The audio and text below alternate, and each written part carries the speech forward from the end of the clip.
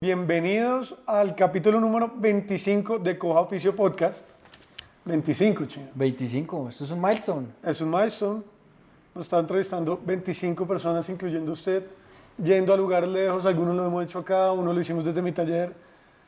Y yo creo que hemos aprendido un huevo de las personas, de cómo hablarle a la cámara. Estamos mejorando los comentarios, los leemos. Lo de los micrófonos estamos intentando ver cómo hacemos, sin meterle mucha plata, porque todavía no estamos ganando nada acá.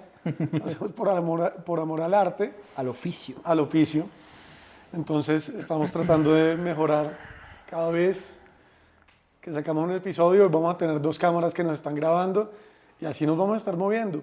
Para nosotros es muy importante, los que nos han ido viendo desde el principio o desde el capítulo 10 o incluso desde este, si es el primero, que nos pongan like, que compartan, que se suscriban, que comenten qué les gustó, qué no les gustó. A quien quisieran ver. A quien quisieran ver, claro que sí, o qué oficios quisieran ver que sean diferentes. Hay uno de los comentarios, no me acuerdo qué decía, que más o menos satanizaba un poco la oficina. Yo quiero hacer una aclaración y es que eso también es un oficio.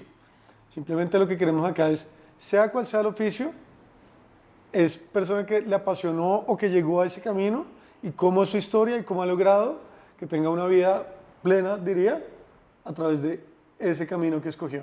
Correcto.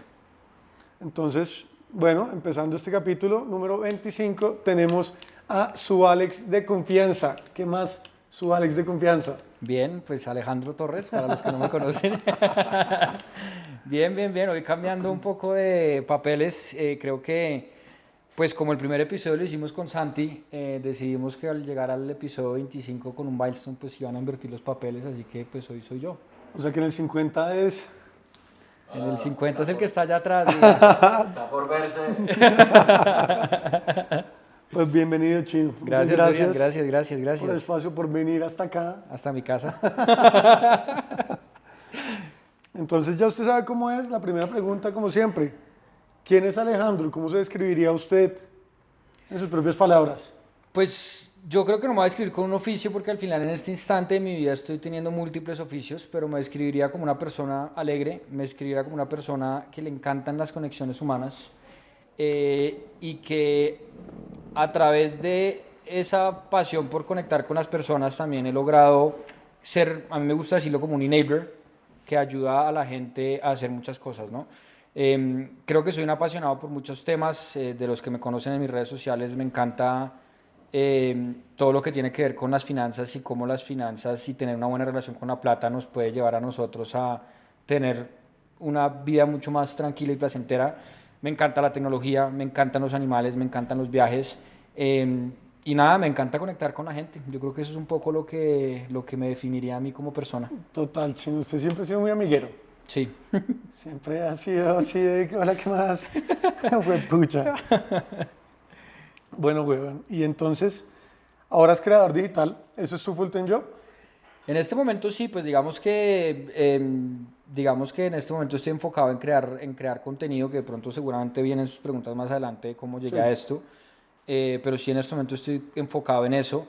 Siento que a través de la creación de contenido, que al principio no me gustaba, también les contaré eso un poco más adelante, yo creo, lo que yo veía a través de Ana María, mi esposa, yo siento que esto al final es una plataforma que le permite a uno impactar a muchas personas y eso es lo que me ha llamado a mí la atención de la creación de contenido.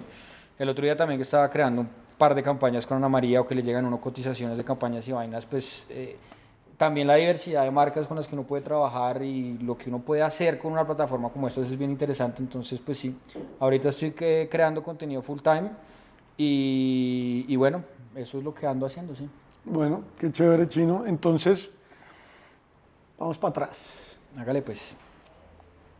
Desde que estaba en el colegio vendía... ¿Eso se podía? ¿En su colegio se podía vender? ¿No? Ya le cuento la historia.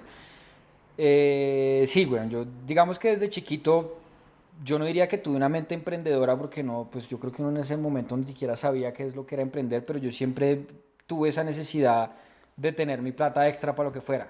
Yo me acuerdo que yo compraba, yo tenía ese sueño de tener el cuarto con todos los gadgets del mundo, entonces que el televisor, que el parlante, que el acuario, que lo que fuera. Y yo era muy juicioso. ¿Cómo? Muy 2000ero esos cuartos. Sí, total. Me acuerdo que incluso había un concurso en Nickelodeon, weón, que le decían, te damos el cuarto de tus sueños. Y yo aplicaba todos los días, nunca me lo gané. Pero el no ganármelo me sirvió porque eso me fomentó a mí a siempre querer como tener mis pesitos extra. Y como decía Santiago, yo vendía chicles, vendía galletas, incluso en el colegio chiquito vendía cartas Magic, que ahí fue donde mi mamá me dio mi primera tarjeta de crédito amparada a los 12 años, que uno no le dan una tarjeta de crédito amparada a los 12 años. Pero ella me dio ese voto de confianza porque yo me traía cartas Magic de Estados Unidos, que eran esos pequeños booster packs que vendían como varias cartas Yo jugaba sorpresa.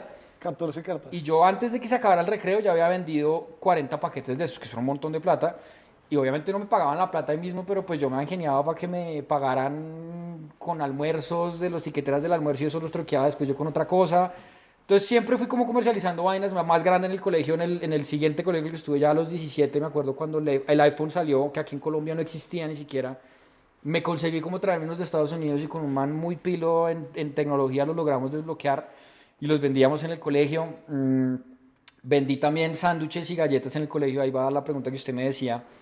Era ilegal, siempre ilegal, a veces me cogían, me decomisaban la mercancía y pues me jodían y No, me Colombia, ponían man. vainas de disciplina en el colegio. Ya en el segundo colegio en el que estuve, porque yo me cambié de colegio, que eso fue una cosa muy importante en mi vida. Ok. En ese segundo colegio lo volví a hacer, vendía los sándwiches y las galletas y ahí como que el colegio entendió que el tema del emprendimiento, pues eso era algo mal que bien era fomentar el emprendimiento, entonces como que logramos hacer un acuerdo entre varios estudiantes y el colegio, que ya lo habían hecho unos estudiantes antes que yo, pero pues yo también participé como más en la formalización de unos estatutos y demás, donde básicamente nosotros lo que hacíamos era una tienda de estudiantes para estudiantes. Ok. Entonces eran productos hechos por nosotros que le vendíamos a los estudiantes y que pues nosotros teníamos que pagar impuestos al colegio, que estos impuestos se veían pues como en fondo, en aporte de becas para los estudiantes que no pudieran ir a las excursiones o cosas de ese estilo. Entonces pues hasta la fecha esa tienda sigue, se llama La Gimnasiana, y sigue ahí. Entonces pues yo creo que desde chiquito siempre tuve ese interés como de tener libertad financiera y interesarme en saber cuánto ganaba, cuánto gastaba, las metas que quería tener y demás. Y eso pues digamos que es como mi etapa temprana pues, de negocios, por decirlo de esa manera. ¿Y esto fue lo que lo llevó a estudiar ingeniería o ingeniería industrial? Yo estudié ingeniería industrial, yo creo que uno que es como huevón en el colegio, al chiquito, uno decía, no, los que estudian administración, uno al final no la tiene clara nunca cuando tiene esa, y lo dicen, sí. hay un montón de carreras, incluso mi colegio tenía también la facilidad que uno en el último semestre podía meter una clase de alguna materia de universidad que le llamara la atención, pero pues uno igual al final no la tiene clara, o sea, uno al final estudiar ingeniería, estudiar administración, yo estaba como entre esas dos porque sabía que me gustaban los negocios, pero yo estudié ingeniería simple y únicamente porque yo escuchaba que la administración era para los vagos. Entonces yo nunca me metí en administración porque dije, no, yo no quiero que me pongan como el vago, que ahorita obviamente lo desmiento y sé claramente que no es así, pero pues uno a esa edad uno no entiende nada, entonces dije, no, yo voy a estudiar ingeniería industrial, pues que es como una carrera súper versátil que le permite a uno como tantearse en cualquier mercado o en cualquier tipo de trabajo. Entonces eso fue lo que hice en la universidad. Pero no tenía un enfoque como que industrial, porque Sí. usted después se fue financiero y consultoría. Pues digamos que en ingeniería usted al final podía tener como un enfoque hacia producción, hacia finanzas y hacia organizaciones. Yo creo que yo hice organizaciones y finanzas. Incluso también fui monitor de la clase, no de la clase de finanzas, la introducción a finanzas, sino la de valoración de empresas, que era pues una un poco más avanzada. Y ahí fue como que yo empecé a meterme un poco en el mundo de las finanzas sin necesariamente trabajar directamente en finanzas inmediatamente después me gradué. ¿Nunca pensó en cambiarse de carrera? Como que se ajustó o le gustó. No, esa carrera es una paridera. O sea, ingeniería industrial en los Andes es una paridera y cualquier otra ingeniería es más dura que ingeniería industrial. Yo veía a mis amigos que estudiaban administración y decía, pucha, pero ven unos temas más bacanos, como que me llaman la atención. Siempre lo tuve como detrás de mi cabeza, pero por ese mismo ego huevón de no me voy a cambiar a administración porque eso es de vagos, que no lo es, pues nunca lo hice. Pero igual, al final yo creo que también me sirvió porque pues teníamos unas dinámicas de estudio muy importantes y eso también lo forja uno también Sí, claro. en la disciplina y en cómo se va a marcar uno al futuro, ¿no? Sabiendo lo que sabe ahorita, ¿usted hubiera escogido de pronto otra carrera? Sabiendo lo que sé ahorita, sí, yo creo que tal vez administración hubiera podido ser una carrera que me hubiera llamado la Hubiera atención. mantenido ese camino, pues. Sí, o también es alguna cosa que siempre dije, pues también me ha encantado la música toda la vida. Yo creo que haber estudiado algo relacionado con el negocio de la música me hubiera parecido interesante. Cosa que estudié después como por mamar gallo durante la pandemia, que estaba encerrado y no tenía nada que hacer. Me hice una especialización online en Music Business de Berkeley, que me pareció muy bacano porque pues es muy chévere, pero pues yo creo que no, administración, negocios o algo así lo hubiera dejado. Listo, entonces estudió la carrera. Estudié Sale la de carrera. pregrado. Salgo a pregrado y ahí entonces me acuerdo muy chistoso porque mi hermana es mayor que yo y ella me decía, bueno, empieza a aplicar a trabajos y yo sabía desde antes que ya me había llamado la atención una rama de pues una industria que se llama la industria de la consultoría, que a mí me gusta describirlo como los médicos de las empresas. Básicamente son un grupo de personas que saben de muchos temas, que van a una empresa, analizan o diagnostican los problemas o las cosas que pueda tener la empresa y le ayudan a solucionarlos. Eso puede ser en ámbitos financieros, en ámbitos de marketing, comerciales, lo que ustedes se imaginen. Entonces a mí me pareció muy interesante porque yo dije, la consultoría puede ser algo súper chévere donde yo rápidamente voy a aprender no solo de muchas industrias diferentes porque es proyectos, es por proyectos, entonces uno en cada proyecto lo mandaban a diferentes cosas, a diferentes empresas, pero también pues cada empresa tendrá una problemática distinta, y lo que yo decía, si es de finanzas, si es de tal, otra cosa. Entonces yo siempre me enfoqué desde que me gradué, dije quiero empezar a trabajar en consultoría. Pero trabajar en consultoría, pues digamos que no es una entrevista pues común y corriente, sino que tiene todo un esquema y un formato específico donde uno tiene que hacer casos y preparar muy bien su agilidad mental, de cálculo mental y demás, y de respuesta, porque ellos al final lo que están esperando es que usted sea muy ágil en coger información rápido, porque ellos les pagan es por proyectos que se pactan de 2 meses o 3 meses, entonces necesitan gente que sea pues bastante inteligente, que pueda resolver problemas de una manera fácil y que tenga una agilidad mental interesante. Entonces yo me estuve preparando mucho tiempo haciendo casos con gente incluso de otros países, bueno, y al final mi hermana me decía, pero ¿por qué no has aplicado a trabajo? Y yo, porque yo quiero entrar a consultoría. Fue un proceso que duró un tiempo. O sea, ¿cuánto duró desde que se graduó hasta...? Por ahí 3, 4 meses yo creo, no me acuerdo exactamente, pero sí fue un proceso en el que estuve muy juicioso estudiando.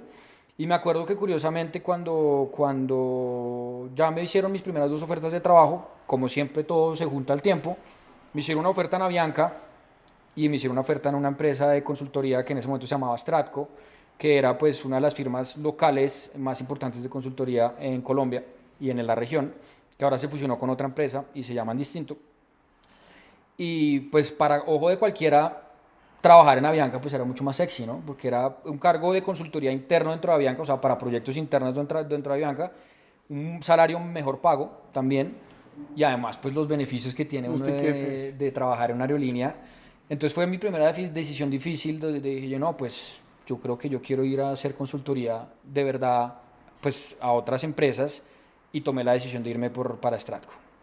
En Stratco digamos que fue una chimba porque fue una escuela muy bacana, tuve la fortuna pues, de trabajar con gente muy interesante dentro de esa empresa y trabajar también en muchos proyectos interesantes. Yo me acuerdo que el primer proyecto con el que trabajé fue un proyecto que, además de sacarme canas a mí, le sacó canas a toda la empresa. Históricamente nunca había sido algo igual, que era la empresa de consultoría. Sí, o sea, a los 2 socios me acuerdo varias veces llegar casi que en pijama a las 10 de la noche, oiga, esta vaina está una cagada, tenemos que hacer algo, el jefe llamó jodido, el cliente llamó que está muy rayado con lo que estamos presentando. O sea, fue una cosa que nos dejó muchísimos aprendizajes y también pues mucho estrés, porque era cuando AXA estaba comprando a Colpatria, entonces era como toda esa integración estratégica de una adquisición. Entonces fue muy chévere. Esto también me acuerdo que fue durante el Mundial, donde Colombia la reventó y todos 2011. éramos felices. 2011. Y yo varios de esos partidos no los pude ver. 2014, no. Cuando James hizo esas locuras, 2014, sí, por ahí. 2014. 2014, y yo me acuerdo que muchos de esos partidos me los perdí. Incluso me acuerdo de una anécdota, yo había organizado un paseo para irme con todos mis amigos a ver ese partido a mi finca, y un viernes a las 6 de la tarde me tocó decirle a mis amigos, arranquen ustedes sin mí a mi finca porque yo no puedo ir. Mis compañeros de trabajo me cubrieron al siguiente día, me dijeron, vaya si usted el sábado, que nosotros lo cubrimos, bacanes, pero pues era una vaina muy demandante. Entonces tuve proyectos en el sector financiero, como en AXA, en Bancolombia también, una experiencia súper chévere, porque yo, uno recién graduado desde chiquito, me acuerdo me sentaban en las juntas directivas de Bancolombia, uno escuchando a esos señores, weón, que sabían de los negocios, pero con su cabeza perfecto, y uno decía, mierda, esta vaina es muy cool. O sea, unas cabezas muy densas que uno muy rara vez en un trabajo recién graduado podía estar sentado ahí. Obviamente yo no aportaba nada, pero yo era el que tomaba notas, Claro. pero pues al final estaba aprendiendo un montón. Entonces, en esa empresa tuve un montón de proyectos chéveres. Me fui a vivir a Medellín también cuando estaba en Bancolombia, que fue una experiencia chévere, pues primera vida a vivir solo, con un apartamento que me llama para mí solo, entonces bacanísimo, mis amigos me iban a visitar. Trabajé con la Cámara de Comercio, trabajé con, bueno, varios proyectos acá locales. Y de ahí, México. y de ahí entonces me contrataron, me buscaron de otra empresa gringa que se llama Stern Value Management, que es más de consultoría, digamos, consultoría estratégica, pero muy enfocada en números y en finanzas. Y ahí me mandaron a hacer un proyecto en México, donde viví un año en México, haciendo un proyecto para Pemex, que es la empresa Ecopetrol. pues, como el Ecopetrol mexicano, básicamente. Y también otro proyecto con Cemex, que es una cementera gigante allá. Y esta experiencia con estas empresas desde la consultoría, ¿qué le dio y qué le quitó también? Me quitó mucho sueño y mucha vida. O sea, esto es una industria que es muy demandante. Yo creo que tal vez hay tres industrias que son así pesadas, que son la consultoría, los abogados, las firmas de abogados y el private equity o el venture capital. Son industrias que están reconocidas mundialmente porque son plazos muy cortos, hay que entregar muy rápido, el cliente lo quiere ya o lo quería para ayer. Entonces yo me acuerdo que nosotros nos fuimos a vivir a México súper felices, vivíamos en un hotel al final, porque nunca nos quisieron dar apartamentos, vivíamos en un hotel en México, el equipo de 11 personas. eh, Desayunábamos, almorzábamos, comíamos, dormíamos casi que juntos, pero pues del año que estuve viviendo en México casi no conocí México. Y entonces usted dice, uy, pero puta, qué chimba ir a México. No, marica, yo vivía viajando de un lado para otro en vuelos largos, mamado y durmiendo hasta muy tarde, acostándose muy tarde para levantarse el otro día muy temprano a presentar. Entonces yo creo que me quitó mucho sueño. Pero también me dio mucha diversión. Yo creo que uno también cuando convive con mucha gente en esos proyectos y pues cuando se va incluso a otras ciudades, pues se vuelve uno más cercano. Entonces me hice grandes amigos de la vida en estos trabajos, tanto en Stratco como en la siguiente, en Stern Values Management. Y también obviamente lo que decía que lo que yo quería que me fuera a dar es aprender de un montón de industrias, de un montón de problemáticas que pueden tener dentro de las mismas industrias de una manera muy rápida. Entonces, a coger problemas rápido, a saber resolver uno solo al final porque hay que entregar rápido. Claro. Entonces, eso sí le da a uno una estructura mental interesante, que yo siempre dije, no vuelvo a hacer consultoría, pero me gustó hacerlo. Bueno, le doy el lado ganador. Sí, sí, sin duda, a todo. Al final todo hay que ver el lado ganador. Después, o creo que fue paralelo, ¿Qué? primer intento de emprendimiento formal. No. Después de eso yo me devolví a Colombia porque me echaron en el trabajo que eso es una historia para contar, pero bueno. Básicamente nos terminaron echando a varias personas de la empresa de consultoría porque esa empresa le estaba yendo mal. Y bueno, terminamos sacándonos a varias personas. Y en esas, un gran mentor que yo tuve en el colegio y después en la universidad, él es el presidente de una empresa de tecnología que se llama ProCibernética.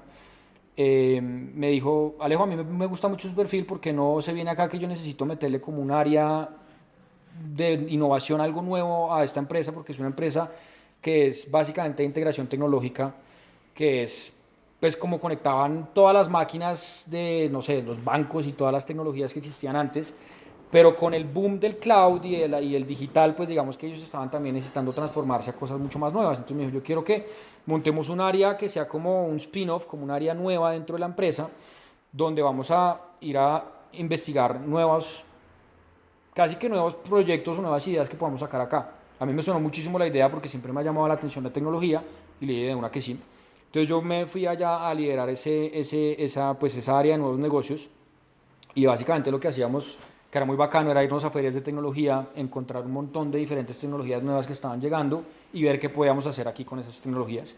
Y durante eso, que usted me preguntaba la parte del primer emprendimiento formal, durante ese trabajo, que también me lo permitieron obviamente, pues fue que arrancamos con el primer emprendimiento formal que fue con usted, que es Maeselva, que en su momento se llamaba Dorado Body, después pasó a Suba Body y después pasó a Maeselva. Maeselva. Que esos son todos temas de derechos de marca y demás que Derechos de marca. sufrimos horrible. La primera marca no la peleó Jabón Rey. Ah, fue Jabón Rey. Sí, pues la empresa que tiene Jabón Rey. ¿Cómo se llamaba la...? Dorado Body. Dorado Body. Por el jabón, porque había un jabón Jabón que se llamaba dorado. Dorado. Y lo nuestro era pues una marca de cosméticos naturales, sobre todo exfoliantes a base de café Y panela. y bueno, y muchas esencias naturales, y de ahí sacamos más cremas y champús y otras cosas. Mm, pero pues esa fue la primera... El mío también. Sí. Que usted me va a preguntar, ¿y cómo surgió esa idea? Por usted. Porque usted Sí. se fue a vivir a Australia y vio que allá en Australia estaba en boom todo el tema de los exfoliantes de café. Sí, sí, sí. Y me contó a mí y yo le dije, oiga, qué chimba. Y ahí nos asociamos con otro amigo que se llama Cristian y arrancamos los tres. Y arrancamos los tres. ¿Qué aprende usted de emprender con amigos y toma decisiones difíciles? Porque a nosotros nos costó recuperar la relación. Bueno, ya O sea, no peleamos, pero sí se golpeó en ese momento. se golpeó sin duda. A ver, ¿qué pasó? Yo siento que, y aquí voy a hablar desde mi perspectiva, usted puede decir su perspectiva también, ¿no? Uno curiosamente antes de emprender y cuando también tiene esas edades, uno siente que un socio pues es cualquier cosa que uno arranca y tú no, o el Exacto. amigo y tú. ¿Quién se me monta este paseo? Y ese fue el primer error que nosotros aprendimos a las patadas y es, pues un socio es como una pareja al final. Si usted decide casarse o decide tener un socio es hasta más largo que una pareja porque es una sociedad y es un montón de vainas que son muy importantes y yo siento que a nosotros nos pasó que tal vez yo en ese momento estaba con mucho enfoque de meterle la ficha y de hagámosle que esta vaina la vamos a sacar del estadio porque teníamos un producto del putas.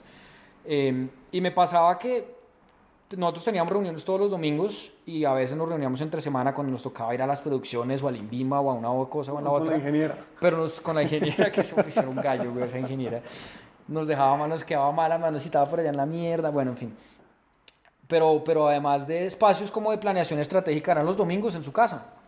Y a mí me pasaba que, digamos, yo necesitaba, digamos, tenía una visión y la dejábamos clara y todo lo decíamos claro, pero pasaba esa semana y al final como que, oiga, Santi, se encargó de esta vaina, oye, Cris, te encargaste de esta vaina, ay, no, marica, me embolaté en esto, no, tal, entonces como que siempre habían como momentos de excusas y vainas y ese momentum como que nunca se dio.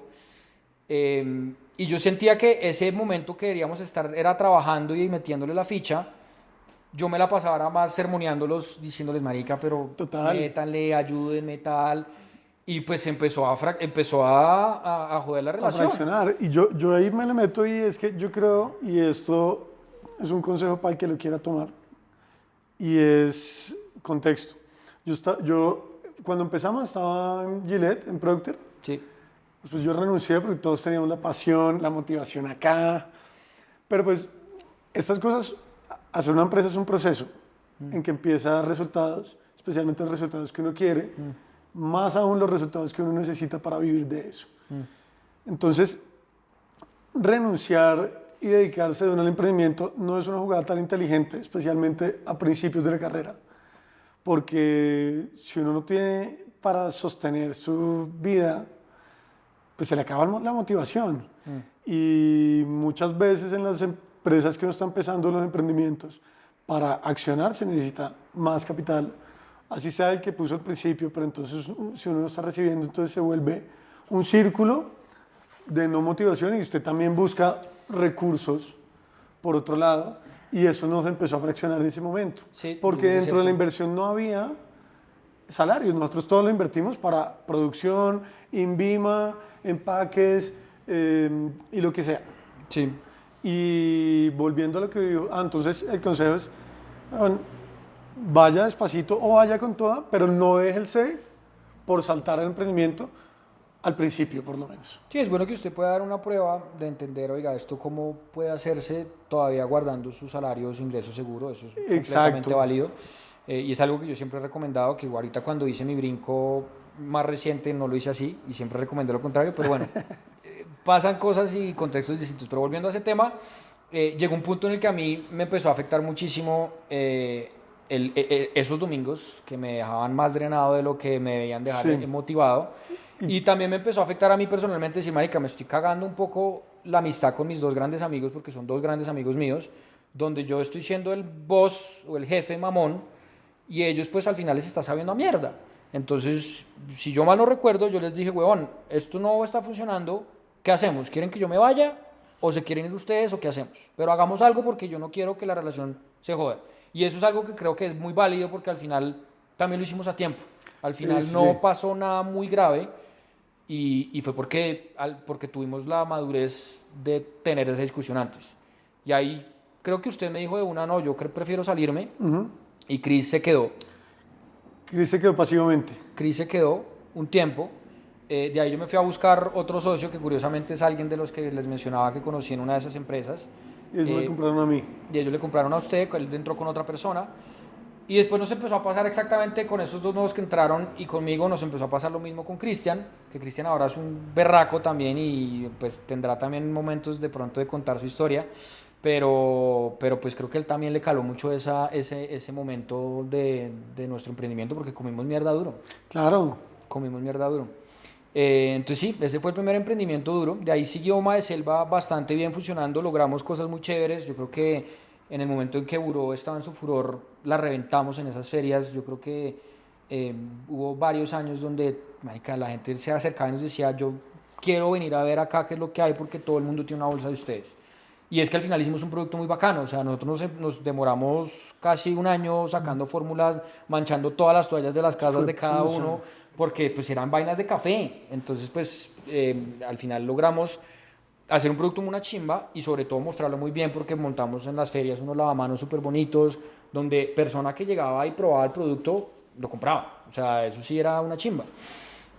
Entonces, pues fue una experiencia muy bacana porque logramos ir a ferias muy chévere, logramos también sacar una línea a B2B hacia empresas donde le vendíamos a hoteles.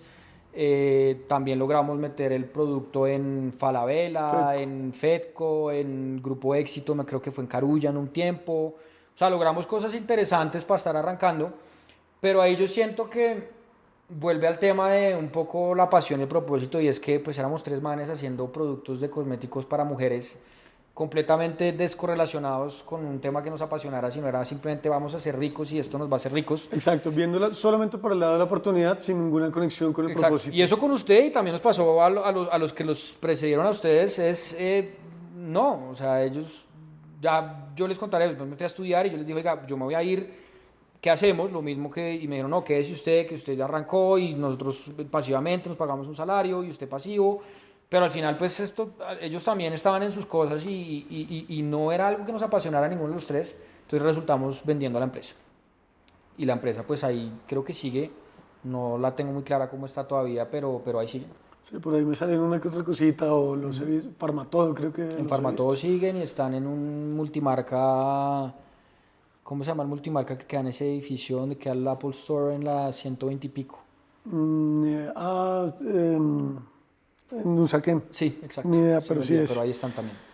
Y Pero bueno, sí, gran aprendizaje. gran aprendizaje. Y creo que algo que dijo al principio es muy importante porque es la idea, pero ninguno es experto en nada. Y uno se asocia por quién tiene las ganas. Pero yo creo que entre uno va aprendiendo es qué me va a aportar específicamente esa persona más allá de ganas y de pronto algún capital. Porque es que las ganas se van rápido, weón. En el primer estrellón que uno se tiene, ahí es uno le pierde todas las ganas a las cosas. Entonces uno tiene que tener ganas de hacerlo, pero también que le apasione y aportar algo que uno diga, esta persona me aporta esto. Exacto, más allá de, o sea, una expertise Sí, exactamente. y un encargado de algo. Así es. Pero bueno, y nos costó, damos de ver, nunca fue una pelea, pero sí fue una distancia que se prolongó unos 2 años, ¿Sí? yo diría, más o menos. Sí, yo no me acuerdo bien, pero sí. Tampoco, pero sí. Igual, hay casos que hay gente que no se vuelve a hablar en la vida.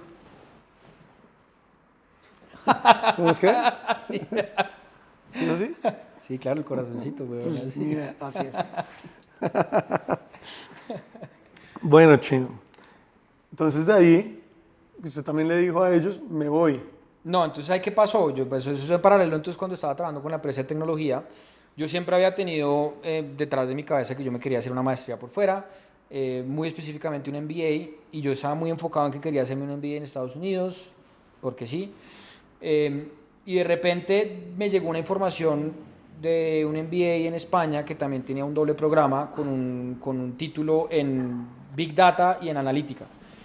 Y ahí yo dije, pues esto está del putas, porque yo estoy trabajando, durante todo este trabajo en tecnología paralelamente que estaba haciendo, pues me empecé a dar cuenta que los datos y la data estaba teniendo un furor impresionante y que iba a ser, como lo dicen ahora, el nuevo petróleo de las empresas. Y lo es ahora y pues ya todo el mundo lo tiene muy claro.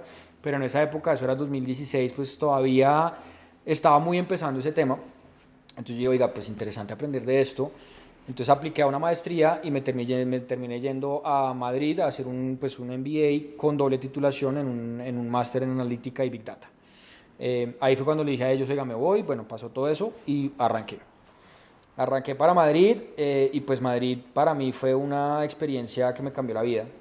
No solamente por lo que aprendí en la universidad, pues que obviamente eran profesores súper chéveres, clases súper interesantes, pero pues yo siento que uno lo que puede aprender en un aula de trabajo, de un aula de universidad, muy fácilmente uno lo puede aprender en YouTube. Si lo que usted quiere es aprender como tal, lo puede aprender en YouTube el tema que sea y hasta de pronto a mejor y a su ritmo y a su tiempo. Pero lo que yo más le saco a esa experiencia fue que conocí un montón de personas de todas las culturas que ustedes se puedan imaginar, gente que yo no sabía que era un musulmán casi, pues me empecé a juntarme con una cantidad de amigos de Kuwait, de Palestina, de Líbano, eso por decir del Medio Oriente, pero pues también de África, de Europa, de Asia, de todas partes del mundo, y usted juntarse con una cantidad de personas que vienen de un contexto muy diferente, de una cultura muy diferente, también de muchas edades muy diferentes. Yo cuando llegué allá me di cuenta que yo era los más pelados, habían más chiquitos, pero yo era del porcentil bajito, y usted sentarse con personas que les llevan a usted 5 años de experiencia, que ya han trabajado en unos cargos súper chéveres en tales empresas en Europa o en Estados Unidos, pues uno se siente chiquito. Entonces al principio es usted ver como esa persona que viene con un síndrome de impostor, yo cómo me aceptaron esta vaina, a tener que levantar la mano y empezar a darse cuenta que lo que uno aporta funciona. Y yo también empezar a darme cuenta que eso que yo le decía al principio es que yo soy muy bueno conectando a la gente. A uno lo ponen a uno en esas clases a hacer trabajos en grupo, pero usted no dice escoja su equipo, sino que de entrada usted ya va con su equipo seleccionado y son personalidades. Pero ¿cómo va con su equipo? O sea, ¿se los mandan? Se los mandan. O sea, al primer equipo usted le dicen este es su grupo. Ya. Y usted no conoce a la gente, entonces te tocó con el japonés, te tocó con el colombiano, te tocó con el de Europa, no me acuerdo de qué país era este man, de Europa del Este, te tocó con este otro indio, me tocó con otra gringa, me tocó con una española o una brasilera. Bueno, no me acuerdo exactamente cómo todo el grupo, pero pues eran personalidades muy diferentes y muy chocantes, mucho. y yo me acuerdo que ahí fue donde yo empecé como a entender eso que le dije al principio, porque esto que le dije al principio, ya más adelante en mi vida lo he empezado a notar, incluso ya muchas personas me lo han dicho más adelante, y es, yo soy bueno para ayudar a conectar a la gente y a que la gente pueda como acoplarse en sus ideas. Entonces eso me sirvió mucho, empecé a decir, oiga, yo puedo aportar valor en esto, por más de que yo no sepa súper bien el tema que estamos tratando de logístico, de finanzas, pues esto me puede servir. Entonces, todas esas cosas, más las amistades que creé, yo ahorita tengo amigos en todas partes del mundo y he ido a matrimonios donde a ustedes se les ocurra, eso pues para mí vale oro, ¿no? Entonces, claro, eso fue una experiencia que a mí me cambió la vida. Yo antes de irme a esa maestría me había endeudado con Colfuturo, pues porque apliqué a Colfuturo y quedé. Me había endeudado con la empresa con la que estaba, un crédito, pero pues la idea era que yo me devolviera. Claro. Y cuando yo les dije, no, yo me quiero quedar en Europa, pues me dijeron, bueno, listo, quédese, pero nos tiene que pagar, y con una multa que era una multa de cara, del 50%. Del 50%. Sí, porque el man me dijo, yo le presto esa plata, pero porque yo quiero que usted vuelva. Yo le dije, pues en ese momento tenía claro que quería volver porque el trabajo me gustaba mucho, pero cuando se me abrió ese mundo y todas las oportunidades que podía tener allá, dije, no, pues listo, lo pago. Y entonces empecé a buscar trabajo. Cuando todos mis amigos se graduaron, nosotros arrancamos en enero, cuando nos grabamos en diciembre los de la maestría, del MBA, perdón. Cuando todos mis amigos del MBA se graduaron, yo empecé paralelamente el doble programa con el de Big Data. ¿Usted se quedó más tiempo? Yo me quedé más tiempo, como casi 2 años. Pero esa segunda maestría me sacó canas, porque era un tema mucho más técnico, mucho más... sí, y también eran pelados más chiquitos, o sea, era un contexto muy diferente, pero pues fue muy interesante, muy interesante. ¿Y usted salió de la maestría a trabajar en España o No. fue en París? Entonces ya me acordé de lo que le iba a decir. Entonces en el in-between, cuando mis amigos ya están empezando a buscar los del MBA trabajo, yo empecé a buscar también trabajo sabiendo que igual me quedaba 7 meses más de clase, pero dije, yo empiezo a buscar trabajo ya, y así cuando consiga, pues ya estoy relajado y fresco. Y eso hice. Entonces yo sabía que yo quería trabajar en consultoría o en alguna empresa grande, no en consultoría, aunque en ese momento todavía no lo tenía tan claro.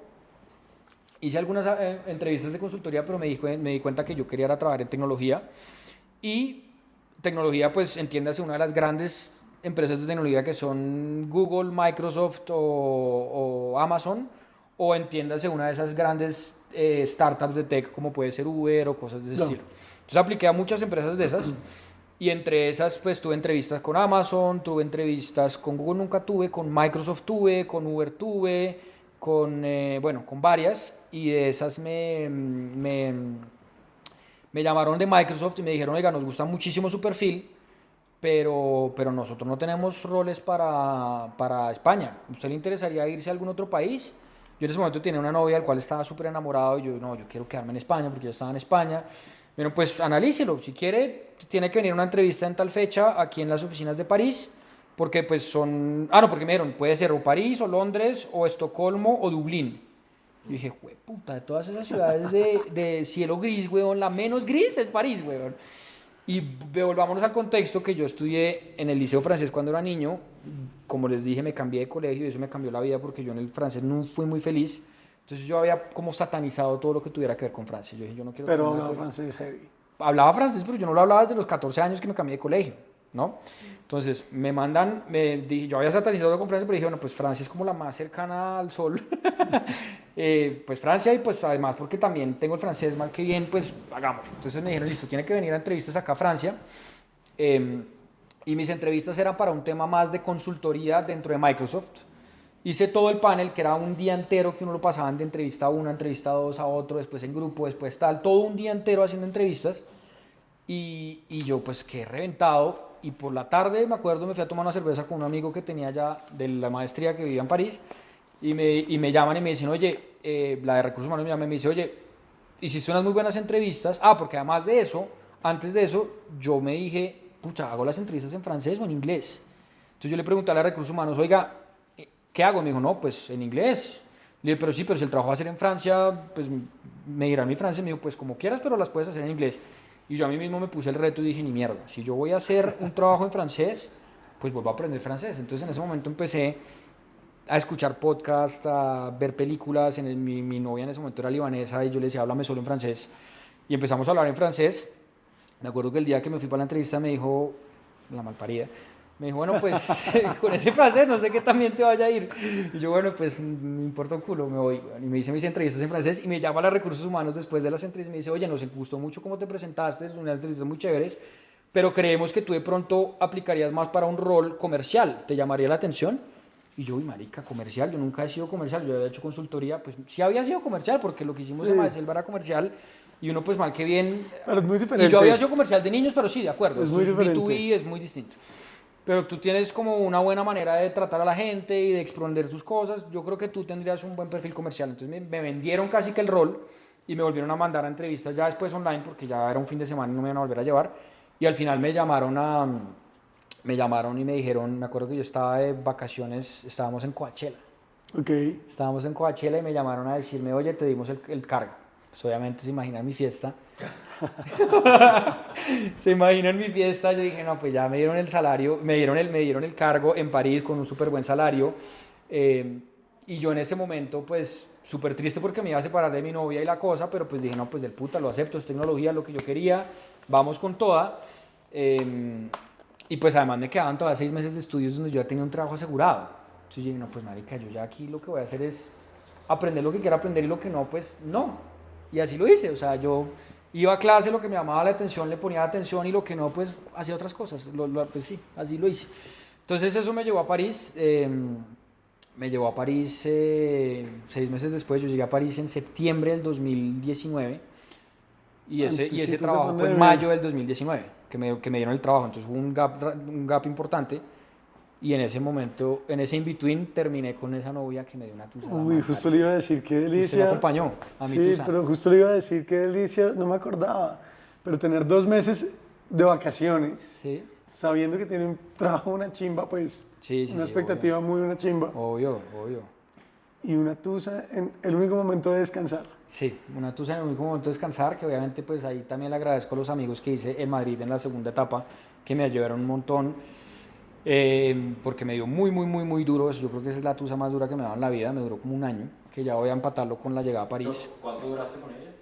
Menos de lo que me duró la tusa. Es de esas personas que uno idealiza más de lo que realmente fue. No, a mí también me pasó. Hemos estado Todos, ahí.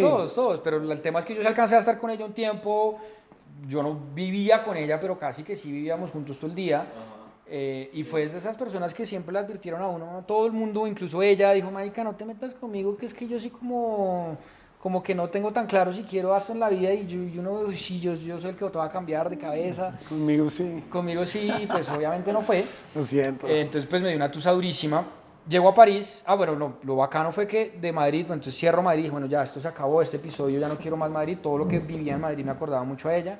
Entonces cierro mi casa en Madrid, mis papás llegaron a Madrid a acompañarme en el verano y me acuerdo que alquilamos una furgoneta y nos fuimos desde Madrid hasta París por carro con mis cosas, con mi trasteo, parando por ahí, paramos en San Sebastián, paramos en Biarritz, bueno, paramos en diferentes partes, un paseo del putos con mis papás y llegamos a París y lo primero que fuimos a hacer, pues porque yo estaba muy feliz y muy orgulloso y ellos también, fue ir a ver a la oficina, nos parqueamos en el edificio de Microsoft y hay una foto conmigo y con mis papás ahí como, bueno, acá está, aquí empieza mi vida. Entonces lo primero que llegamos a hacer fue llegar a buscar casa, que pues buscar casa en París es un gallo, más cuando usted no tiene un trabajo todavía claro, que yo ya tenía papeles y todo, pero pues allá es muy difícil, bueno, entonces llegamos a un Airbnb, una chanda que encontramos, donde yo dormía en un colchón doblado. Bueno, mis papás se fueron de ese viaje demasiado tristes de dejarme así, bueno, ¿sabe? Pero bueno, al rato yo encontré el apartamento bacanísimo que me gustaba, era chiquitico pero chévere, pero lo duro fue el trabajo. Bueno. Yo llegué a un trabajo en una empresa pues, del calibre de Microsoft, que es un monstruo gigantesco, entonces uno aprender a manejar ese barco enorme es muy difícil. Yo me acuerdo que ya después, ya cuando yo recibía gente nueva que entraba, les decía, usted tómese por lo menos un año para que usted más o menos entienda cómo realmente funciona esta empresa, porque es muy complicado.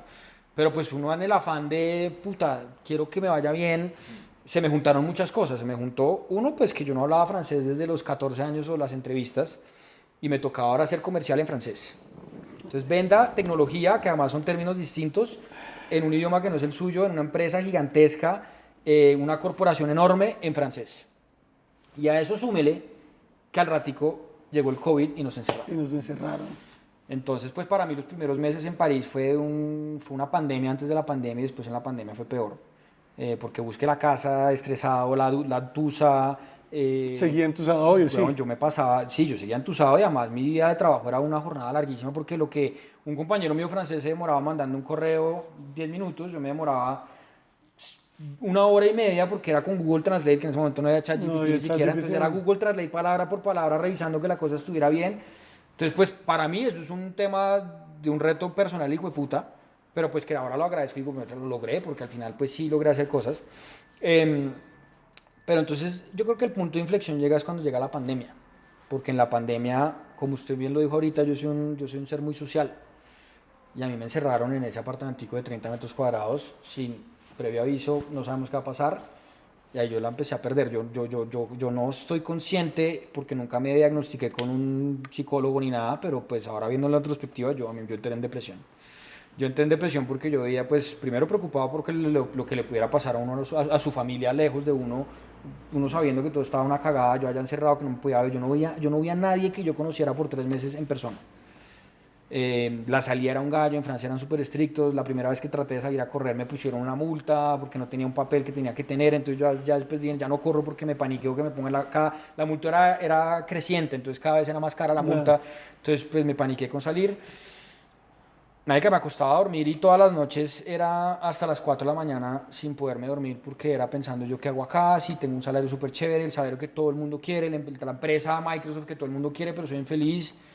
¿Qué hago? Entonces, ¿ya era consciente de eso? Yo ya era consciente, a ver, se me cruzó también que en el Microsoft, el primer jefe que tuve fue un cabrón, entonces eso también era durísimo. El segundo jefe que tuve en Microsoft fue, y lo amo, si me estás viendo algún día sabes que te amo, se llama la verga, pero el primer jefe fue una cagada súper exigente, como que cero que le dio a uno algo de training o de preparación cuando sabe que uno vive en un mundo muy diferente, entonces eso también se juntaba con todo eso. Y pues que yo era comercial y ser comercial es tener que vender y que la cuota y que no la cumplió y que usted no la está cumpliendo y usted le pica acá. Marica, yo empecé a meterme en una depresión y todo eso retumbaba en mi cabeza todos los días y acá les cuento algo que tal vez no he contado como abiertamente y es que yo me volví dependiente de la marihuana. Porque yo me acostaba a dormir y pues yo he fumado siempre recreacionalmente con mis amigos, lo que sea, y tenía siempre por tener.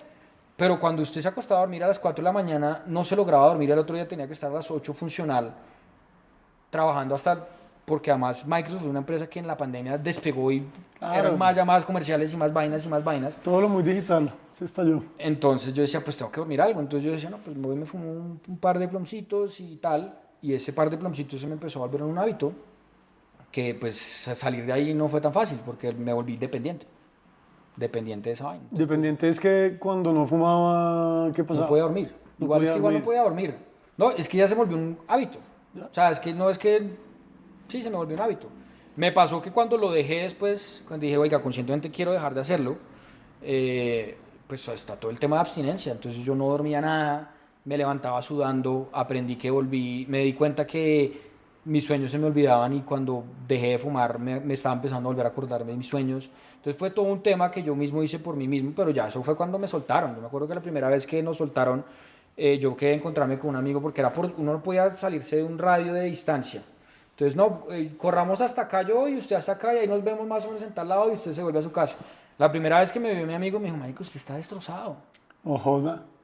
O sea, él me dijo, estoy impresionado porque usted no está bien. Y yo siempre he sido alguien muy alegre, muy contento y la vaina, pero me dijo, usted no está bien. Entonces, en el momento que a mí que ya la pandemia se abrió, yo dije, bueno, cierro este apartamento, lo pongo en Airbnb y me fui. Y me fui a Tarifa a aprender a hacer kitesurf, que es una cosa que me encanta en ese momento, y me voy un mes a vivir allá. Y eso, ahí fue cuando me pasó lo de la abstinencia. Y dije, bueno, aquí yo corto todas las malas vainas que estaba haciendo y dedico al deporte, a trabajar y a comer bien. Y estuve un mes y medio casi que en detox de todo lo que había pasado con la pandemia y me dediqué a viajar también. Yo le decía a mis amigos que vivieran en diferentes ciudades de Europa, Seguía en Microsoft. seguía en Microsoft y ya dije, pues voy a trabajar remoto, o sea, no era tan legal, pero pues yo era igual trabajaba desde mi casa, entonces pues me iba ahí, tenía un amigo en Madrid, oiga, le caigo a Madrid una semana y trabajo desde allá y el fin de semana parchamos, después otra, y hacía eso, como para darme un aire y cambiar de ambiente. Ya. Entonces esa fue la historia de Microsoft. Después vuelve a París, Sí, no, pues siempre estuve en París, o sea, eso eran momentos de viaje que hacía. pero, Sí. pero sin apartamento. ¿O lo tenía no, subarrendado? era mío, yo lo subarrendaba. Ya. Era mío, yo lo subarrendaba, que también pues eso me ayudaba también a pagar los viajes, porque era un apartamento que estaba súper bien ubicado, digamos, turísticamente en París, entonces pues se arrendaba súper fácil. Listo. Después, la encerrada fue como en marzo Sí, de 2020. sí, Y usted vuelve a Colombia en diciembre. en diciembre. En diciembre vuelvo a Colombia, que todavía había pandemia y medio raro, aquí todavía Es que estaban... abrieron, cerraron, Exacto. abrieron, cerraron. Entonces yo llego a Colombia, pero aquí todavía era tapabocas y toque de queda. Llego a Colombia, me conecto a una aplicación de dating que se llama Inner Circle y por ahí me sale Ana María. Un 25 de diciembre me sale Ana María, empezamos a conversar un montón. Ya conversación va, conversación viene, ya me dice, bueno, veámonos, habíamos quedado a vernos como el 5 de enero. De ahí me salió otro paseíto a Cartagena, entonces le dije, no, ya no voy a ir yo a Bogotá tan ya. Se emberracó Ana María. ¿Se emberracó desde el app? No, ya estábamos hablando Ya. en WhatsApp, pero pues se emberracó porque yo no llegaba a la fecha que ella quería, y entonces me dejó de hablar. Y ya cuando llegué a Bogotá, pues yo ya me quedaban como 4 días para irme a París otra vez. Pues su plan era cero Colombia, visita y chao. Sí, visita y chao, y me quedaban 4 o 5 días para irme a Colombia, para irme a Francia otra vez. Y ahí yo me dije, pucha, yo sí quiero conocer a esta vieja porque me pareció muy interesante y le escribí y le dije, oye, ¿qué estás haciendo? Me dijo, nada, veámonos. Y yo, bueno, no estaba tan brava.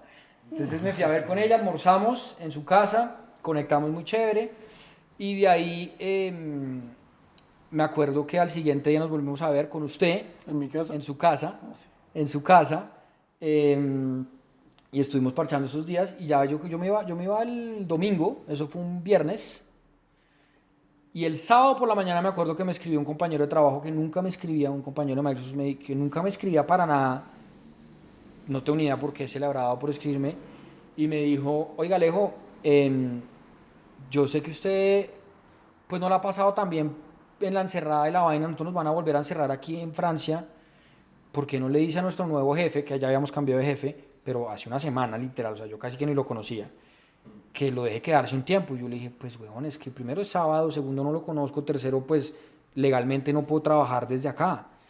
Me dijo, marica, escríbale. Y yo dije, pues, esto es un mensaje como que una persona que nunca me escribe, y menos que sea como tan de cuidarme, me haya escrito eso. Y dije, pues, hay que escucharlo, y le escribí el mensaje. El jefe me respondió al minuto.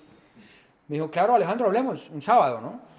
Y dije, no, pues mire, está pasando esto, tengo la posibilidad de quedarme en Colombia. Y me dijo, marica, esto no es legal, tal cual, pero a mí me importa su salud mental. Así que quédese, que si tenemos problemas, yo pongo el pellejo. O sea, desde ahí yo dije, pues pucha, este man, en la buena.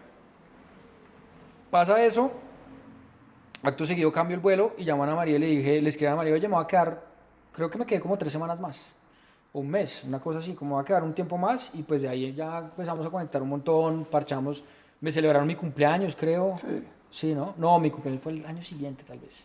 Bueno, no importa, pero estuvimos ahí, y pues ya ahí ya creo que la historia muchos la conocen, pero pues empezamos a salir con la María en larga distancia.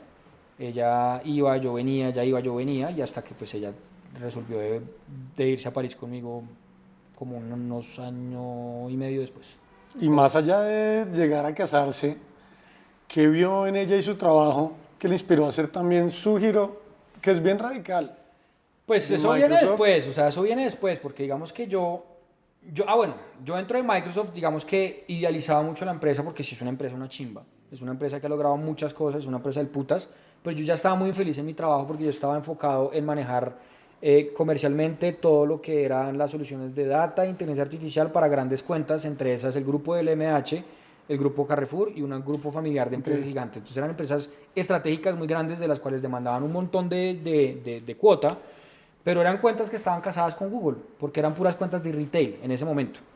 Entonces a mí me tocaba muy duro, era muy pesado, y que le levantaran el teléfono era muy duro. Hacía mis números, pero a la guerra, entonces yo ya estaba quemado. Yo dije, yo ya no quiero más acá.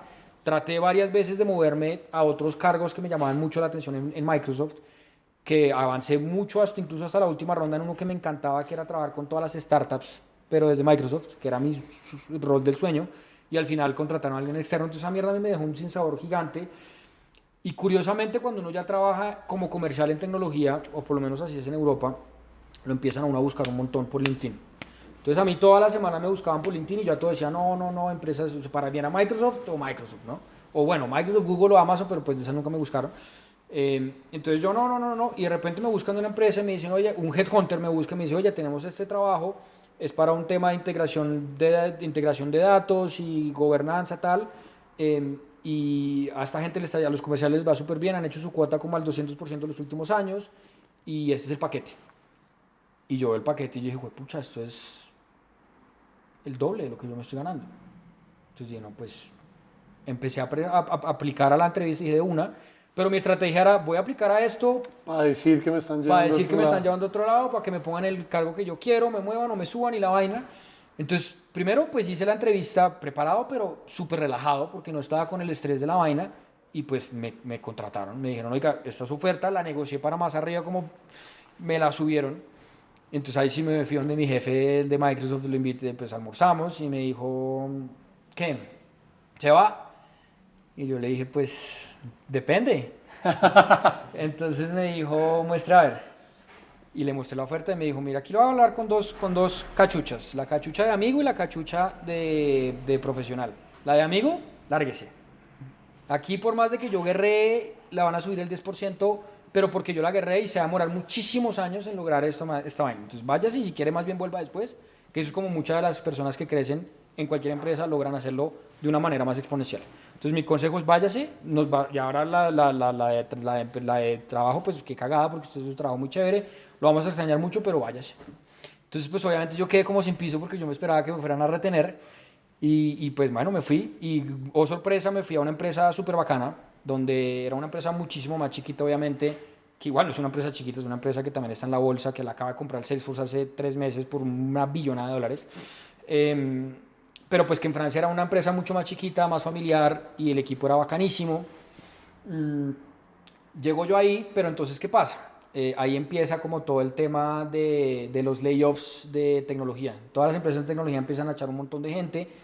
A mí me contratan, yo todavía estoy en periodo de prueba, y en diciembre, me acuerdo otra vez, el 31 de diciembre, mandan un correo como mañana una llamada de 15 minutos con el CEO.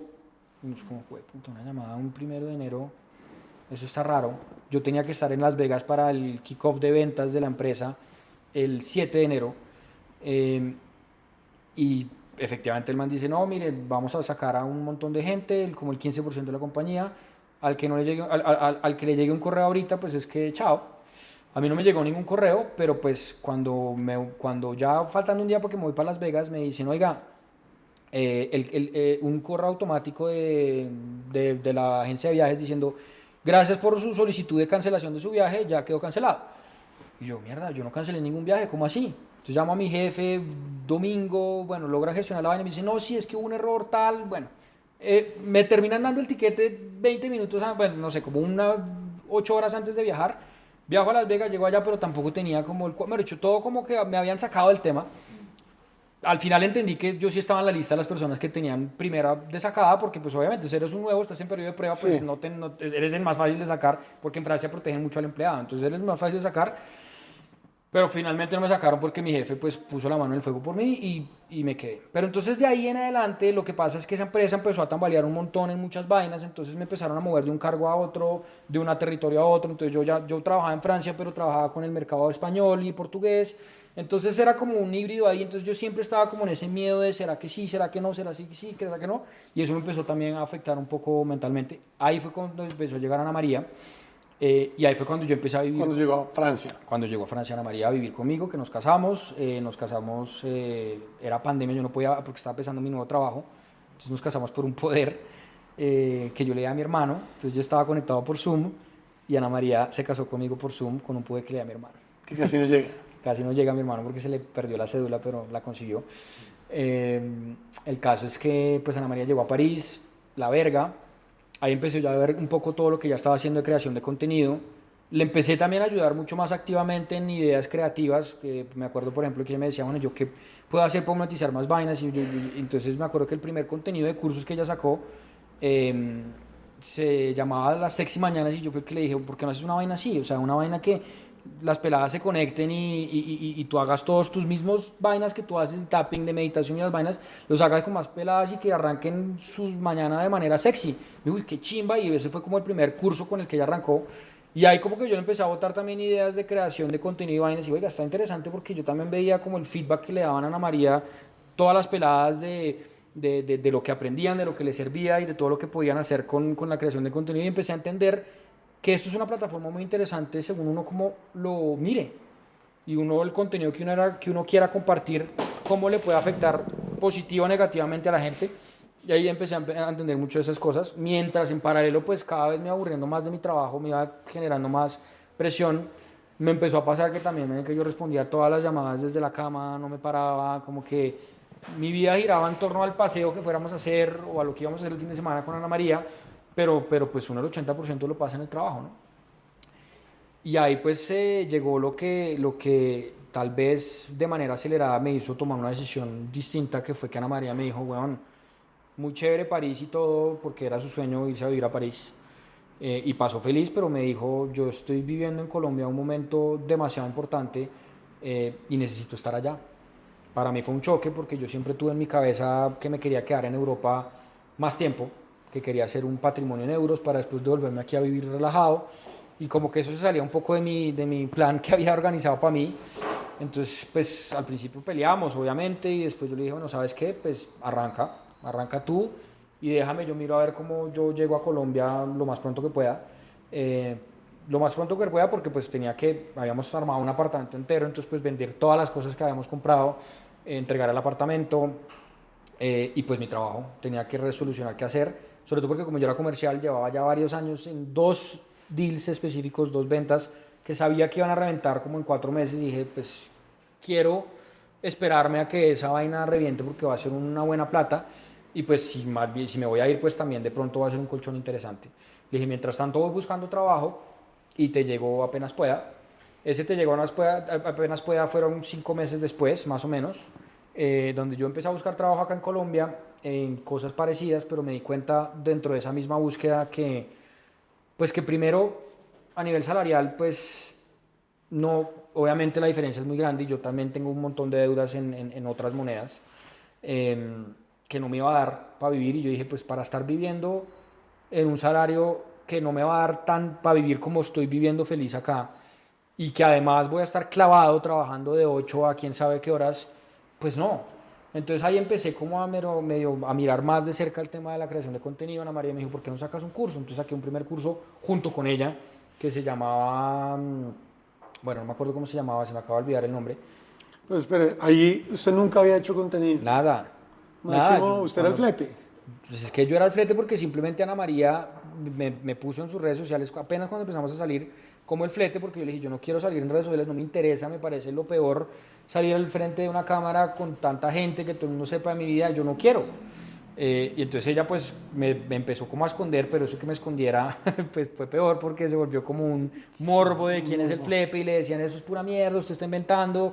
Bueno, finalmente me resultó sacando en cámara, pero pues fue algo que a mí nunca me gustó porque yo siempre vi a las redes sociales como por debajo, ¿sabe? Como que no. Y ya con Ana María viviendo... Espere, ¿cómo por debajo? Eso me interesa. ¿Cómo? Pues bueno, uno siempre lo ve como eso es un trabajo muy sencillo, es Desocupados. pararse un desocupado y a grabarse en una cámara y decir 3 huevonadas y que le pague por eso. Eso lo digo ahorita, pero obviamente no es así, o sea, eso tiene un montón de trabajo detrás De y estrategia. de estrategia, de crear una comunidad que le crea a uno, de crear contenido de valor, porque pues al final lo que está peleando los diferentes creadores de contenido es la atención de una persona que con todo lo que tenemos, todos los diferentes inputs que tenemos de información, pues que alguien se dedique el tiempo de quedarse 15 o 30 segundos viendo un video de uno, pues vale mucho. Entonces empecé a entender un poco más las dinámicas de las redes sociales con Ana María en la casa, ayudarla en su creación de contenido, sacamos en las sexy mañanas le ayudé un poquito un día le ayudé con una clase, me fue súper bien.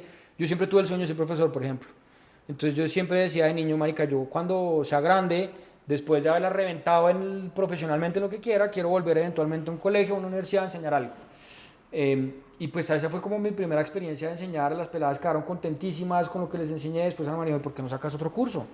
O sacamos uno juntos, donde ella daba como su parte pues de los temas que ella habla y yo hablaba de mis temas de finanzas, nos fue súper bien. Seres de otro planeta se llamaba. Entonces Seres era de otro planeta. una semana ella, una semana yo, una semana ella, una semana yo.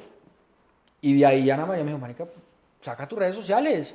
Entonces me hizo abrir el TikTok, me hizo abrir el Instagram. Eso fue en el año pasado. Eso fue el año pasado, a finales del año pasado. Yo diría por ahí octubre del año pasado.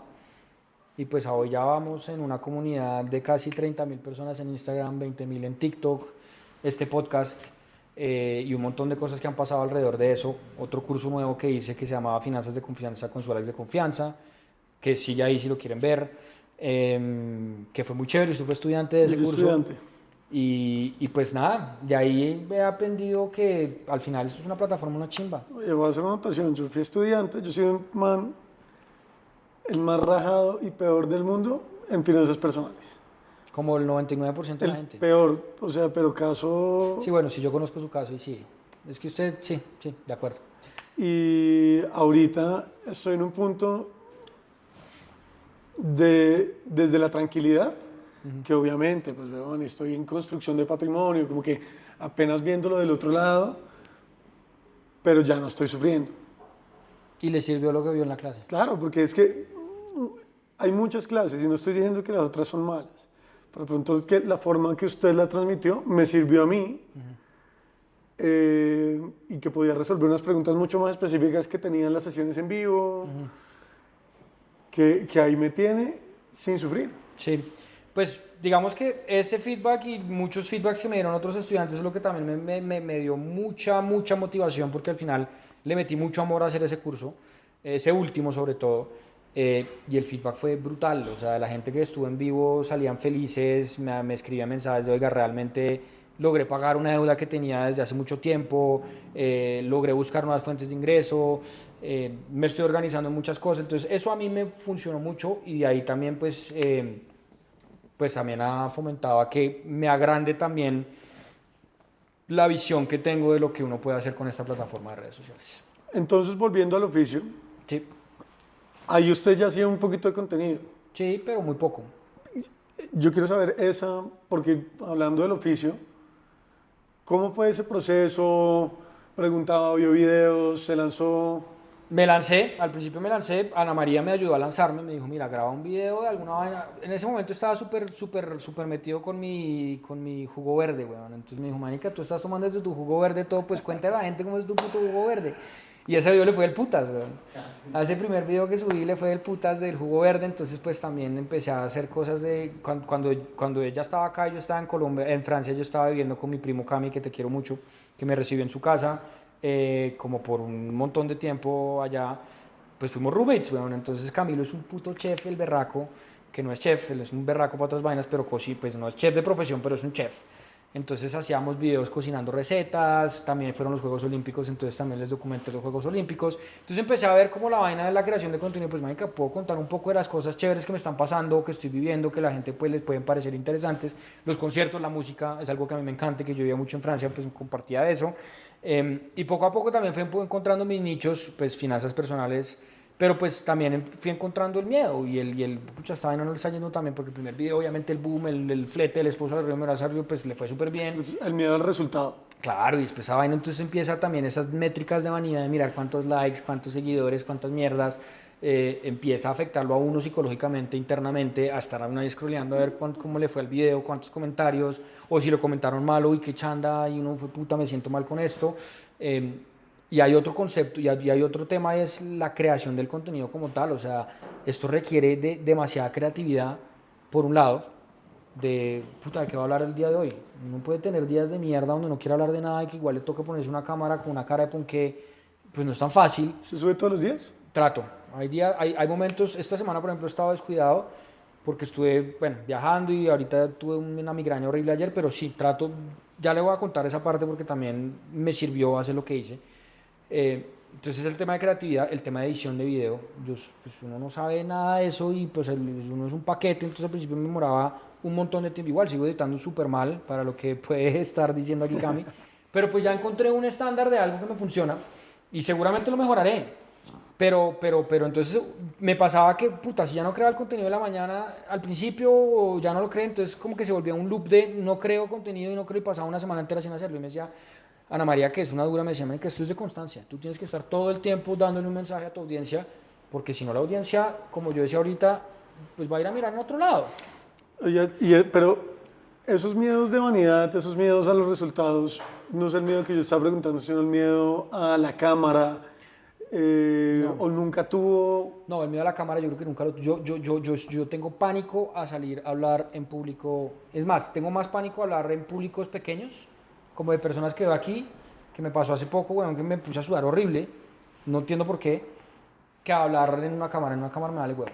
No sé por qué, pero no me importa. O hablar a un público gigante, que lo hice tal vez en la universidad muchas veces, tampoco. Pero públicos pequeños sí me da miedo, pero en la cámara nunca me dio miedo. El miedo mío más bien era un miedo de, puta, de también el que dirán, ¿sabes? Eso le iba a Y preguntar. lo sigue siendo. ¿Y qué pasó con el que dirán? Pues ya aprendí a manejarlo, pero al principio es como, marica, este huevón dejó un trabajo en una empresa de tecnología en París con un salario hijo de puta y ahora está haciendo videitos en TikTok y en Instagram. ¿Qué putas? O sea, no solo el que dirán de la gente como ustedes, mis amigos, de mis papás, que también dirán, marica, este man, ¿qué putas está haciendo? Sino de yo mismo también, puta, ¿será que sí voy a lograr traer lo mismo que traía a este hogar antes de? Y en eso estoy, o sea, obviamente todavía no estoy a ese nivel económico, lo acepto con toda la transparencia del mundo, pero ahí voy.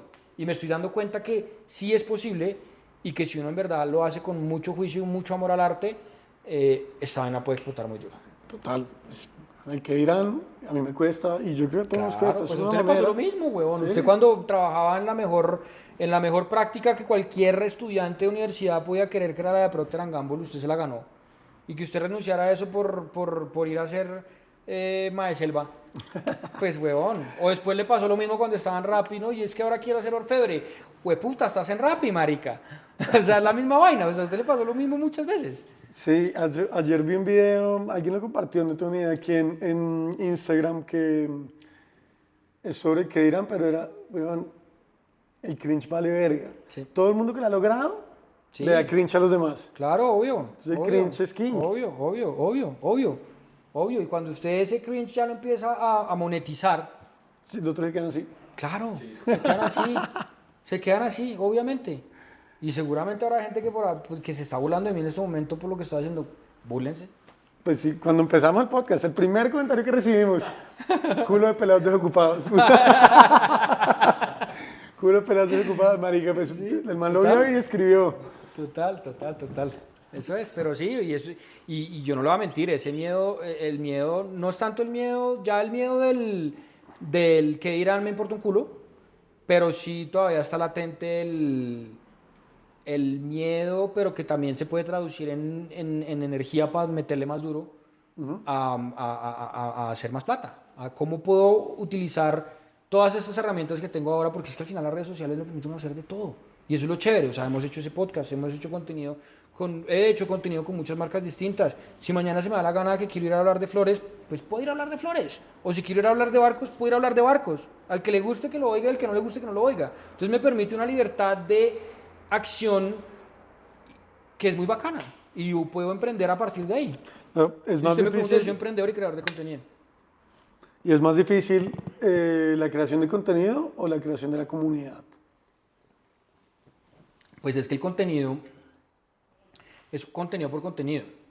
La comunidad se crea cuando a una persona le cala varios de esos contenidos y dice, este man me gusta, yo quiero seguir oyendo lo que dice esta persona. Y sí, a mí ya me pasa que yo ya tengo identificadas ciertas personas que a todo lo que yo pongo comentan, likean porque les he marcado en algo. Y muchos de esos son mis estudiantes del curso, curiosamente. Ok. Hay más personas, pero muchos también es porque les he aportado en otros ámbitos. Usted me preguntaba ahorita el tema de creación de contenido, ¿cómo hice para dejar como ese tema de no crear? El tema de no crear. Me diseñé un sistema. Me diseñé un sistema donde yo me dejo muy pensado todos los días de qué temas quiero hablar el día anterior, casi que con los guiones pensados. Me grabo los videos como en secuencia, los edito en secuencia y después los publico y los dejo programados en secuencia. Porque me pasaba que, por ejemplo, oiga, tengo un almuerzo, ya no lo publiqué y esta hora ya es mala para publicar, entonces ya no publiqué. Entonces uno ya tiene los videos guardados, listos y listos para publicar, que existen aplicaciones que le permiten automatizar la publicación, pues me generó en mi cabeza, que es bien cuadriculada, ese sistema de listo. Ya hay una constancia y hay videos que le va mal, pero hay otros que de los 3 o 4 que subo al día, que les puede ir bien. Es un tema, es un numbers game, como dicen por ahí. Es muy bien. Obviamente pensando y entendiendo, oiga, a este video le fue muy bien, ¿por qué le fue bien? Hagamos algo parecido. Y uno ir entendiendo un poco ese loop que estoy entendiendo todavía. Yo aquí no soy ningún gurú como lo puede ser mi esposa, pero pues ahí voy entendiendo el tema. Pero me parece la verga lo que ha logrado Chino y también que ha sido un tema de contenido de valor. Sí. O sea, creo que ahorita hay mucho tema de influencer y que ahora es creador de contenido. Hay mucha basura y siempre la ha habido, pero ahora se está glorificando más lo que sí está aportando valor. Sí. Y eso curiosamente que usted dice es interesante porque es algo que yo siempre decía cuando también por debajeaba al creador de contenido. Es que esa gente que cuenta chistes y la vaina, como que no. Y fíjese que ahora mismo también hasta esos mismos que cuentan el chiste, putos cracks, weón. Putos cracks porque es que también eso puede ser contenido de valor para una persona que está deprimida. Una persona que, weón, está en su cama y que no tiene ganas de hacer nada. Ver 3 videos de alguien que está haciendo un chiste, una chimba, le puede cambiar el día. Claro. Entonces, Yo estoy de yo acuerdo. entiendo lo que usted dice, pero también hay que ver que hay otras cosas que son... Hay cosas que sí son mierda. Es sin desaportar. duda. Sí, eso Hasta sí, peligroso. sí, total. Muchas. Pero hay otras que no. No, estoy de Entonces, acuerdo con usted, Chino. Sí. Igual, todo lo malo tiene su parte buena y también la gente, por más mal contenido que haga, el hecho de la constancia y es ver cómo llegaron a crear esa comunidad tan gigante, porque hay gente mala con muchos seguidores y muchos contratos y Sí, entonces más como que hicieron bien. sí, Todo está mal. Sí, que de hicieron acuerdo. bien. De acuerdo. El Chino me ha parecido la verga, no lo voy a dejar ir todavía sin un par de preguntas más, pero yo creo que ya acercándonos al cierre, creo que ya cumplimos 1 hora y pico. Pero ha sido la verga. Claro. Los temas de la plata se los dejo a su Alex de confianza. Pero, ¿qué le diría al peladito que vendía gomas antes de los celulares? Está empezando a vender en el colegio. Pues ese peladito que vendía las gomitas, sobre todo para las gomitas, era un peladito que era muy solo. Era un peladito que en ese colegio no tenía muchos amigos. Le diría que tenga paciencia y que crea en sí mismo, que su organización y su ñoñera le iba a servir para algo. Bueno, la ñoñera de énfasis. Sí. Usted siempre ha sido ñoño. O sea, no dice ñoño, pero ha sido muy estructurado. Sí, yo no soy ñoño, yo no soy un ñoño estudioso, nerd, no, pero sí soy una persona muy estructurada. Y me cuesta la no estructura. Por eso me costaba el no crear el contenido en un... O sea, yo necesito tener un horario y que la cosa funcione así o si no me descarrilo. Importante. Que eso está mal también, o sea, uno también tiene que tener algo de flexibilidad, que lo he adquirido, pero Sí, pero al extremo de flexibilidad tampoco. tampoco. Sí, correcto. ¿Qué oficio soñaría tener en 10 años? ¿O cómo se ve usted en 10 años? ¿O qué se viene para el Alex de confianza? ¿O para Alejandro Torres? Yo sueño Alejandro Gómez. Yo sueño impactando positivamente a muchas personas. Creo que es algo que siempre he querido hacer y creo que con este oficio que estoy haciendo en este momento es como más tangible y lo he visto. Creo que una de las cosas que me faltaba cuando trabajaba en esas grandes empresas de tecnología es que yo le vendía a una empresa, pero pues mi impacto no lo veía tangible. Aquí sí he visto mi impacto tangible a personas que me comentan, oiga, gracias por esto, muchas gracias por esto me cambió por esto. Yo sueño pudiendo crecer esta comunidad e impactar a muchas más personas. Tengo ideas de juntar un poco lo que sé y me gusta la tecnología con esta comunidad, o sea, hacer algo relacionado con eso de educación y tecnología. Pero sí, yo creo que me sueño eso, o sea, seguir impactando positivamente a mucha gente y pudiendo vivir sabroso. Vivir sabroso, chino. Eso es. Mensaje libre que quiera dar. Mensaje libre que quiera dar, yo creo que es acción. O sea, al final uno se queda mucho tiempo pensando en qué pasa si hago esto, qué pasa si hago lo otro. Si ustedes están pensando en emprender, en lanzar sus redes sociales, en aplicar a un trabajo, hagan las primeras 3 cosas que se les vienen a la cabeza ya. Que de ahí van a tener una inercia para seguir haciendo más cosas, pero yo creo que el movimiento es vida. Mientras uno se mantenga en movimiento, van a seguir ideas, la gente va a querer conectarse a uno. Estén buscando movimiento, así no tengan la plata, marica, busquen el movimiento, leanse un libro. Hay un montón de maneras en las que pues, se pueden mover, pero muévanse hacia esa dirección que ustedes ven acá. Lo importante no es a dónde van a llegar, sino cómo van a llegar y el proceso, entonces muévanse. Ese es mi consejo. Bueno, pues capítulo 25 de Coja Oficio Podcast, Chino. Que Muchas esto empezó gracias. así, ¿no? Esto empezó así, dijimos, lo hacemos antes de que me vaya a Francia. Lo hacemos, sí. Y lo hicimos un día antes de mi viaje, el primer episodio, porque si no, no lo íbamos a hacer, y aquí vamos Así, 25. pusimos una fecha para un mes y el man dijo para el viernes. Y yo, puta. ¿Sí? Y aquí estamos. Y aquí seguimos. Esa inercia no la seguiríamos de pronto, fíjese. De nuevo, muchas gracias por ver. Acuérdense, nos sirve mucho que nos likeen, que se suscriban. Así podemos crecer, llegar a más audiencia y Que seguir nos sigan haciendo en esto. redes sociales también, que vamos a empezar a crear contenido aparte del podcast Y otros formatos. y otros formatos para que estén pendientes. Muchas gracias. Soy Alex. Gracias, Durian.